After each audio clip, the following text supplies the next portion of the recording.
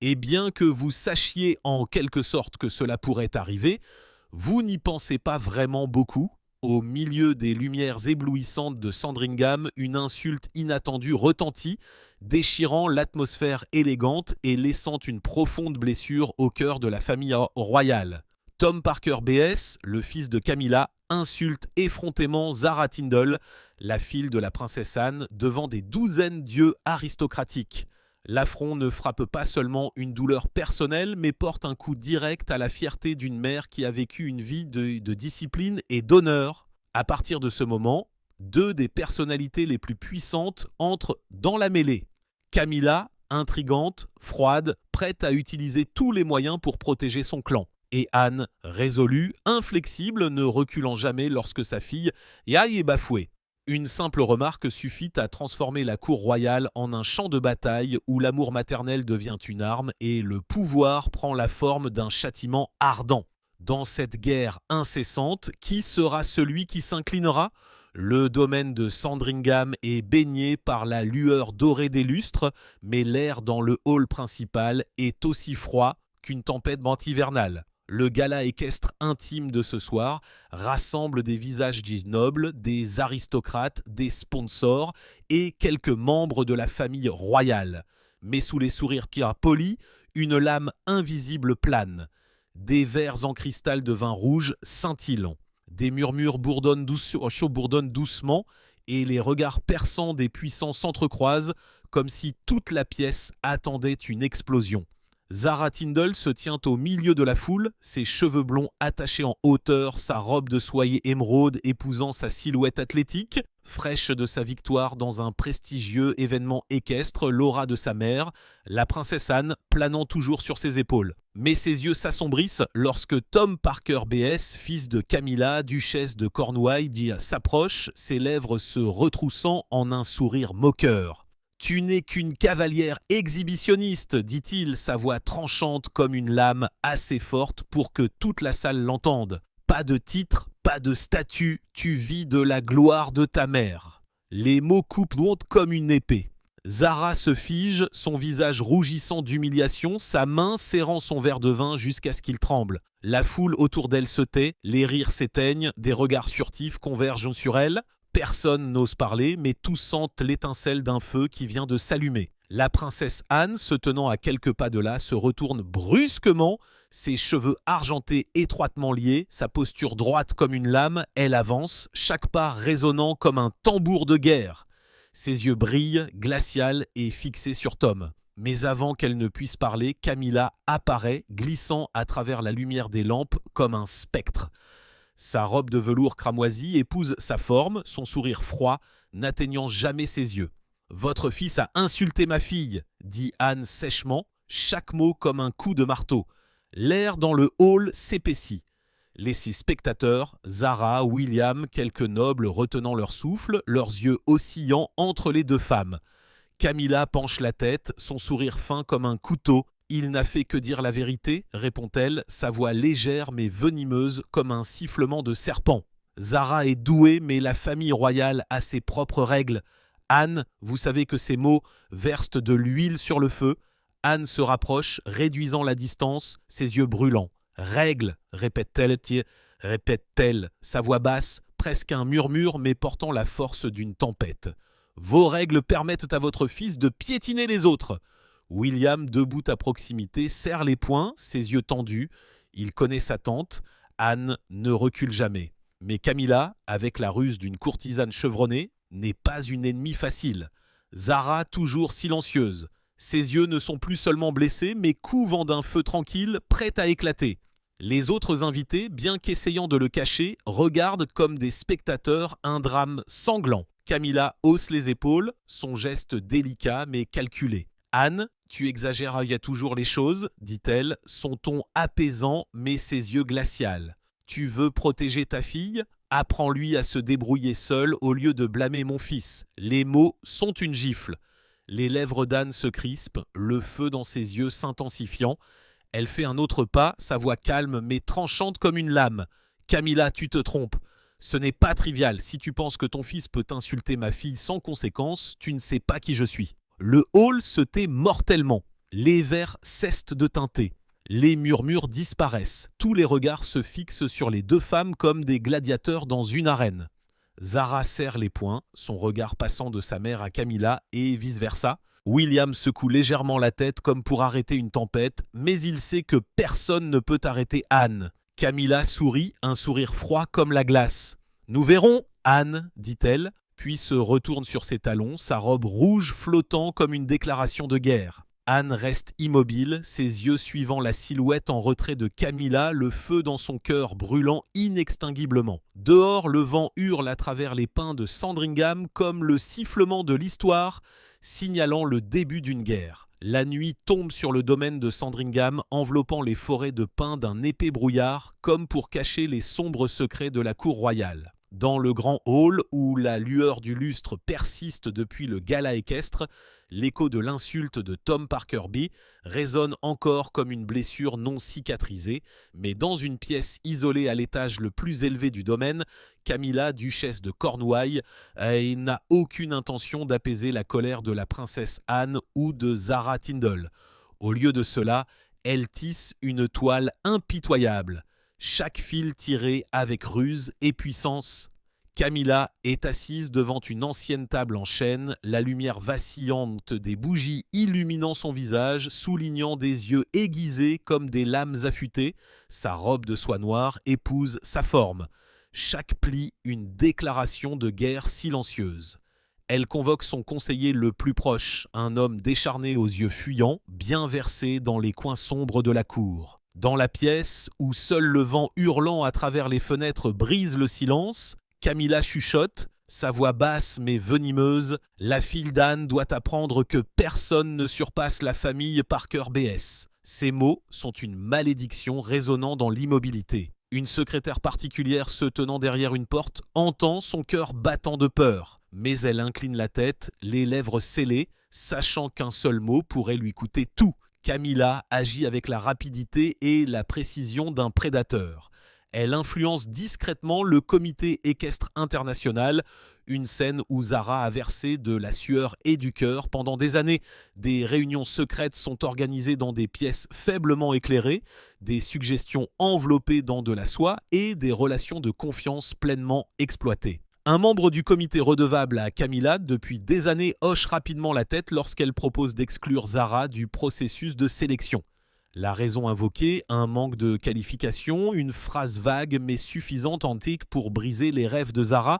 Lorsque la nouvelle parvient à Zara, elle est aux écuries en train de caresser son cheval bien-aimé, sa respiration fumant dans l'air froid. Son visage pâlit, ses yeux bleus lançant des éclairs d'indignation. Elle serre les rênes, les doigts tremblants, mais aucun mot n'échappe à ses lèvres. Seuls ses yeux, couvant comme des braises, promettent des représailles, mais Camilla ne s'arrête pas là. Pour s'assurer que son coup non seulement humilie mais inflige une véritable douleur, elle place une taupe dans l'équipe équestre de Zara. Dans l'obscurité des écuries, sous une faible lumière lunaire, l'initié, un palefrenier habile mais corruptible, coupe une petite mais très sans taille dans la selle de Zara. La coupe est subtile, assez pour échapper aux yeux négligents, mais assez dangereuse pour causer un désastre lors d'une inspection critique. Le lendemain matin, alors que Zara galope sur le parcours, la selle glisse, la déséquilibrant. Son cheval panique, se cabrant avec un hennissement strident, la poussière tourbillonnant. Zara s'accroche aux rênes, la sueur battant son front, son cœur battant alors qu'elle lutte pour survivre. Elle s'en sort de justesse, mais en se relevant, ses yeux se fixent sur la selle. Et elle sait que ce n'était pas un accident. La foule dans les tribunes murmure, certains jetant un coup d'œil discret à Camilla qui se tient avec un sourire discret, les mains jointes, savourant une performance parfaite. La nouvelle de l'incident parvient rapidement à la princesse Anne. Elle est dans son bureau privé, au milieu de piles de documents de bienfaisance, lorsqu'un directeur d'écurie entre en trombe, la voix tremblante en rendant compte. Anne se lève brusquement, ses mains calleuses agrippant le bureau, ses yeux flambant comme un feu de forêt. « Qui a osé faire ça ?» grogne-t-elle. Mais son cœur le sait déjà. Camilla, ce n'était pas seulement une attaque contre Zara. C'était un défi direct à elle, une déclaration de guerre écrite dans la tromperie et la malice. Anne sort sur le balcon, le vin froid fouettant ses cheveux argentés, mais il ne peut pas refroidir la rage qui bouillonne dans sa poitrine. Elle contemple les forêts de pins de Sandringham où l'obscurité engloutit la lumière, et à ce moment, elle jure de faire payer Camilla. Les rumeurs se répandent dans la cour comme un feu de forêt. Les nobles qui ont assisté à l'affrontement du gala commencent à murmurer. Certains pensent que Camilla ne fait que protéger l'honneur de sa famille, mais les loyalistes d'Anne voient un complot calculé. Les serviteurs dans les couloirs sombres chuchotent gâtent la cruauté de Camilla, mais personne n'ose parler à voix haute. La peur et la crainte enveloppent la cour comme un filet invisible que Camilla a jeté. Dans sa chambre, Camilla regarde par la fenêtre où l'obscurité a consumé Sandringham. Elle sirote son vin, un sourire froid retroussant ses lèvres. « Voyons ce que tu peux faire, Anne », chuchote-t-elle comme si elle parlait à l'obscurité elle-même, mais au fond d'elle, elle sait qu'Anne n'est pas une ennemie facile. Cette guerre, bien qu'elle ne fasse que commencer, porte déjà l'odeur du sang et de l'honneur. Dehors, le vent hurle à travers les pins comme le cri d'un prédateur, annonçant une tempête inévitable. Le ciel au-dessus de Sandringham est gris, reflétant la fureur qui couve dans le cœur de la princesse Anne. Après le sabotage de la selle, l'atmosphère de la cour devient plus lourde, comme une arène avant la bataille. Anne, ses cheveux argentés étroitement liés, ses yeux aiguisés comme l'acier, n'est pas du genre à rester les bras croisés pendant que son ennemi frappe à nouveau. Elle sait que Camilla a franchi une ligne et maintenant la guerre ne consiste pas seulement à protéger Zara, mais à défendre l'honneur de sa famille. Dans un bureau isolé, au milieu de piles de documents et de la faible lueur d'une lampe de bureau, Anne commence à agir comme un général se préparant à une bataille décisive.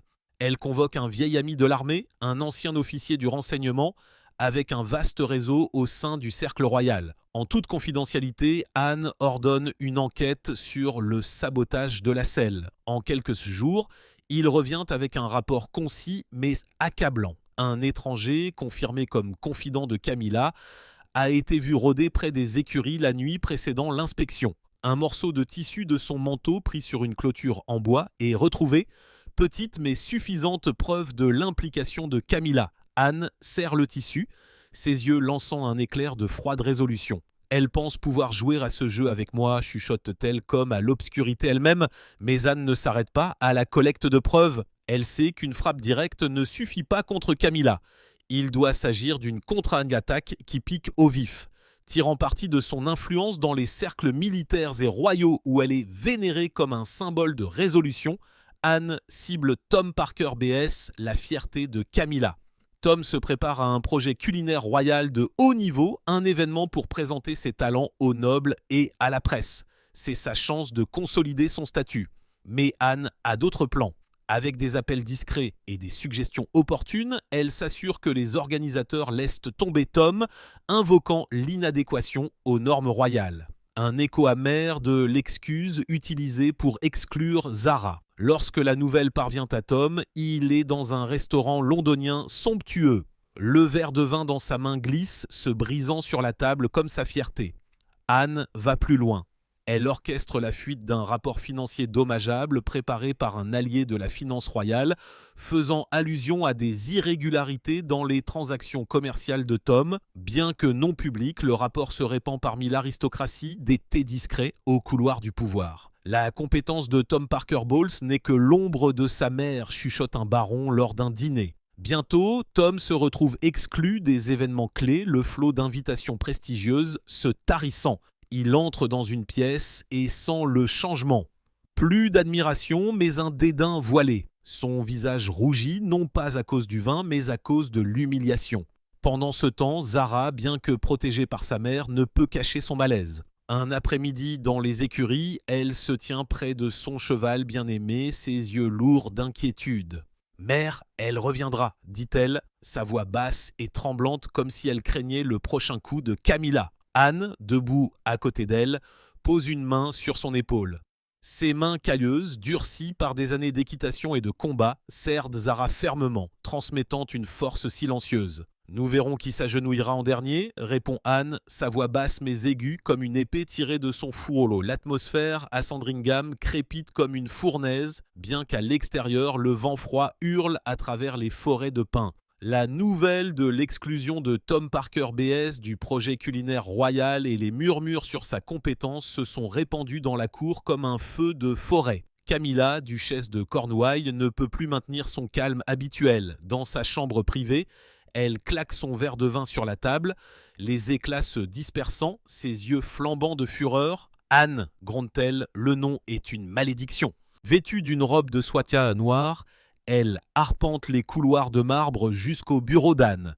Pas d'invitation, pas d'annonce, seule la rage la guide. La porte du bureau d'Anne s'ouvre brusquement, les gonds grinçant comme un avertissement. Anne est assise derrière un bureau en chêne, la lumière de la lampe illuminant son visage, soulignant ses yeux glaciales.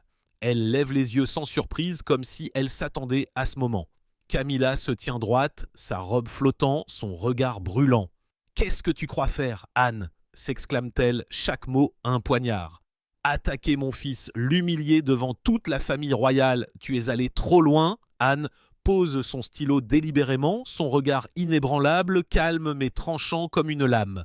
Elle se lève, faisant face à Camilla, l'air entre elles épais de tension. « Tu oses dire que je suis allé trop loin ?» rétorque Anne, sa voix basse, mais portant le poids d'une tempête. « Toi qui as blessé ma fille, l'as exclue de la compétition, as saboté sa selle pour la tuer presque. » Camilla vacille, mais seulement un instant. Un sourire froid se dessine sur ses lèvres, ses yeux lançant un éclair de dédain. « Blesser ta fille ? Quelle conspiration imagines-tu, Anne ? Je n'y suis pour rien. » Ces mots sont doux, mais un léger tremblement la trahit, comme si elle cachait quelque chose. Anne plisse les yeux, son regard perçant le masque de Camilla. Elle sent quelque chose dans le ton de Camilla, une hésitation, un éclair de malaise, laissant entrevoir des secrets plus profonds. Elle ne répond pas immédiatement, signalant plutôt à une aide loyale dans le coin de la pièce. L'ancien officier militaire hoche la tête et s'en va, emportant un ordre discret. Infiltrer le bureau de l'aide de Camilla, où sont gardés les secrets de la duchesse. Cette nuit-là, sous l'obscurité enveloppante de Sandringham, l'aide d'Anne se glisse dans le petit bureau de l'assistante de Camilla, rempli de documents. Après des heures de recherche, il trouve un tiroir verrouillé cachant une pile de lettres secrètes, écrites en rose à l'encre noire sur du papier à motifs royaux. Ils révèlent une vérité choquante. Camilla a directement ordonné à Tom de corrompre un fonctionnaire du comité équestre et de falsifier un rapport vétérinaire pour déclarer le cheval de Zara inapte. Une lettre dit « Assurez-vous que la fille d'Anne n'ait aucune chance. Fais bien Tom et je serai fier. » La signature de Camilla est apposée clairement au bas de la page, une déclaration de guerre. Le lendemain matin, Anne tient les lettres dans son bureau. La lumière du matin entre à flot par la fenêtre, illuminant son visage d'acier. Elle lit chaque ligne, chaque mot. Sa colère n'est plus un feu flamboyant, mais une glace froide et tranchante prête à tout écraser. « Donc tu n'as pas seulement couvert pour lui, chuchote-t-elle à peine audible, tu as transformé ton fils en un couteau pour poignarder ma famille. » Elle serre les lettres, ses yeux lançant un éclair de résolution inflexible. Mais Anne n'agit pas de façon imprudente. Elle sait que ces preuves sont une arme tranchante et elle les utilisera au bon moment, au bon endroit. Dehors, les pins de Sandringham bruissent dans le vent comme s'ils murmuraient les secrets de la cour. Anne a ses preuves, mais elle sait que cette guerre ne fait que commencer. Camilla, avec sa ruse et son pouvoir, ne tombera pas facilement. Une plus grande tempête se profile et les deux femmes sont prêtes à l'affronter. La salle de réunion privée du palais de Buckingham est faiblement éclairée. La faible lueur des lustres projetant des ombres comme si la lumière elle-même hésitait à être témoin de la guerre imminente. Les anciens murs lambrissés de chênes ornés de portraits de monarques semblent regarder dans un silence de jugement. La longue table drapée de soie cramoisie est l'arène où se rassemblent les membres de la famille royale. Le roi Charles Truquet est assis en tête, son visage sévère, ses yeux lourds de chagrin. La princesse Anne, ses cheveux argentés étroitement liés, est assise en face de Camilla, duchesse de Cornouailles, qui maintient sa façade hautaine malgré un éclair de malaise dans ses yeux. Personne d'autre n'est autorisé, sauf quelques aides fidèles se tenant silencieusement dans l'ombre comme des spectres de la cour. L'air est lourd comme le calme avant une tempête. Anne, sa posture droite comme une lame, ne perd pas de temps. Elle se lève, ses mains calleuses claquant une pile de documents sur la table. Le son du papier frappant le bois, aigu comme le verrou d'un fusil. « Voici la preuve, dit-elle, sa voix basse mais tranchante. Chaque mot un poignard. Vous avez dirigé. » Tom a exécuté. Plus de dénégation. Camilla. Les documents s'ouvrent révélant des lettres manuscrites avec la signature indubitable de Camilla, des ordres explicites de corrompre des fonctionnaires et de falsifier des rapports vétérinaires pour exclure Zara de l'événement équestre. L'encre noire est tranchante comme une lame, exposant les intrigues indéniables de Camilla. Les aides halètent doucement, échangeant des regards furtifs, mais aucun n'ose parler. Charles incline la tête, les mains agrippant sa chaise, son visage marqué de douleur en voyant sa sœur et sa femme dans une division irréconciliable. Camilla bondit sur ses pieds, sa robe de soie noire flottant, ses yeux flambants comme le feu. « Vous osez m'accuser » s'écrie-t-elle, sa voix se brisant de fureur tout en s'accrochant à sa fierté ducale. « Je protège mon sang, Anne. Et vous ? N'avez-vous jamais placé votre famille au-dessus de tout ?» Ces mots sont un poignard empoisonné, mais Anne ne bronche pas. Elle se lève, ses yeux froids comme l'acier fixés sur Camilla. « La différence est que je ne transforme pas l'amour maternel en une excuse pour détruire les autres. » rétorque-t-elle, sa voix basse mais retentissant comme le tonnerre avant une tempête. « Vous n'avez pas seulement protégé Tom, vous l'avez utilisé comme un couteau pour poignarder ma fille, ma famille. Vous pensiez pouvoir vous tenir au-dessus de nous tous, mais aujourd'hui, je vais vous montrer à quel point vous vous trompiez. » La pièce semble se figer. Les mots d'Anne ne sont pas seulement une accusation, ils sont une déclaration de guerre, une attaque directe devant la cour royale. Les mains de Camilla se serrent, les ongles s'enfonçant dans ses paumes, son visage rouge de rage et d'humiliation. Elle ouvre la bouche pour rétorquer, mais le regard d'Anne, froid, implacable, l'arrête. Pour la première fois, Camilla ressent un éclair de peur, bien qu'elle le masque par un étrange sourire. « Vous regretterez de m'avoir provoqué, Anne », chuchote-t-elle, sa voix basse mais menaçante. Charles, silencieux jusqu'à présent, parle sa voix, chaque mot une lutte. « Assez, dit-il, ses yeux douloureux balayant les deux femmes. « Nous sommes une famille, cela doit cesser. » Mais ces mots, bien que portant l'autorité d'un roi, n'ont pas le pouvoir d'éteindre le feu qui a éclaté. Anne et Camilla se fixent du regard comme des gladiateurs dans une arène, aucune ne cédant. Anne ramasse lentement les documents, son regard ne quittant jamais Camilla. « Ce n'est pas la fin, Camilla, dit-elle, sa voix basse mais certaine comme un vœu. Vous avez choisi cette voie et je la suivrai jusqu'au bout pour protéger ma fille. » Les lèvres de Camilla se crispent, ses yeux lançant un éclair de haine, mais elle ne dit rien. Elle se retourne, sa robe de soie noire flottant comme les ailes d'un prédateur, et quitte la pièce en silence. Pourtant, chaque pas résonne comme un tambour de guerre, signalant que cette bataille n'a atteint que son premier sommet. Charles enfouit son visage dans ses mains, ses yeux lourds de chagrin, comme s'il voyait sa famille se fracturer. Les aides dans l'ombre échangent des regards, sachant que la cour ne sera plus jamais la même. La nouvelle de la confrontation se répand dans les couloirs de Buckingham, des serviteurs aux nobles. Comme le vent à travers les pins de Sandringham, ce n'est plus une querelle personnelle, c'est une guerre d'honneur. Et la cour royale retient son souffle pour la prochaine frappe. Dehors, l'obscurité enveloppe le palais et les vents hurlent à travers les arbres. Des murmures d'une plus grande tempête approchent. Le palais de Buckingham est plongé dans un silence inquiétant, comme si même ces murs de marbre retenaient leur souffle après la tempête qui a balayé. La réunion privée entre le roi Charles III, la princesse Anne et Camilla a laissé des fissures irréparables dans la famille royale. Ici, la famille royale. Les lettres accablantes d'Anne, portant la signature pointue de Camilla, ont révélé une vérité horrible. Camilla n'a pas seulement protégé Tom, mais l'a transformé en un outil pour attaquer Zara. Maintenant, les conséquences de ces machinations émergent comme une lame tranchante coupant à travers le brouillard du pouvoir. Tom Parker BS, autrefois la fierté de Camilla, devient l'épicentre de l'humiliation. Après que les preuves diètes d'Anne aient été révélées lors de la réunion, le Conseil royal, sous la pression des alliés fidèles d'Anne, agit rapidement.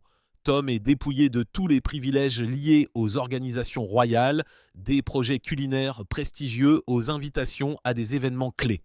Les organisations caritatives qui le considéraient autrefois comme un symbole de sophistication rompent les liens. Un matin morose, Tom reçoit un avis officiel. Il est démis de ses fonctions au sein du conseil d'administration d'une prestigieuse organisation culinaire où il avait passé des années à bâtir sa réputation. Il reste figé dans son somptueux appartement londonien, les yeux vides, serrant la lettre comme s'il essayait d'écraser sa propre chute. Camilla, dans sa chambre privée à Clarence House, ressent chaque coup d'échec. La nouvelle de la punition de Tom se répand comme un feu de forêt et les nobles commencent à la regarder avec un dédain voilé, chuchotant au-dessus du vin à propos de la chute de la famille Parker BS. Sa réputation, construite sur la ruse et le pouvoir, vacille comme un château de sable avant la marée. Pourtant, Camilla n'est pas du genre à s'effondrer. Un soir, debout devant un miroir, la lumière des bougies illuminant son visage buriné et ses yeux brûlants, elle pense à la résolution inflexible d'Anne et la rage se rallume en elle.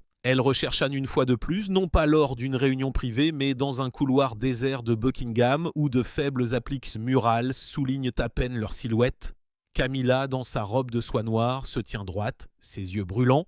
« Vous payerez, Anne !» grogne-t-elle, chaque mot une malédiction venimeuse. « Vous pensez pouvoir ruiner mon fils sans conséquence ?» Anne, ses cheveux argentés étroitement liés, sa posture droite comme une lame, ne bronche pas. Ses yeux froids comme l'acier se fixent sur Camilla comme pour percer son masque de pouvoir. « Touchez à nouveau ma fille, » répond Anne, sa voix basse, mais tranchante comme une épée tirée. « Et je vous achèverai, Camilla. » Non pas avec des mots, mais avec des actions, les mots d'Anne sont un coup de sabre, faisant hésiter Camilla ne serait-ce qu'un instant. L'air entre elles s'épaissit comme avant une bataille impitoyable. Les lèvres de Camilla se crispent, ses yeux lançant un éclair de haine. Mais elle ne dit rien. Elle se retourne, sa robe de soie noire flottant comme les ailes d'un prédateur, et s'éloigne en silence. Chaque pas un tambour de guerre signalant que la bataille est loin d'être terminée. À la cour, la nouvelle de la défaite de Camilla et Tom se répand des couloirs de marbre au thé discret. Les nobles autrefois neutres se penchent maintenant vers Anne, influencés par son intégrité et sa résolution. Mais certains, fidèles à Camilla, chuchonnent qu'une plus grande tempête se prépare.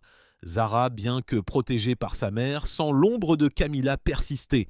Dans les écuries, contemplant son cheval bien-aimé, ses yeux lourds de chagrin, elle chuchote « Mère 1 !»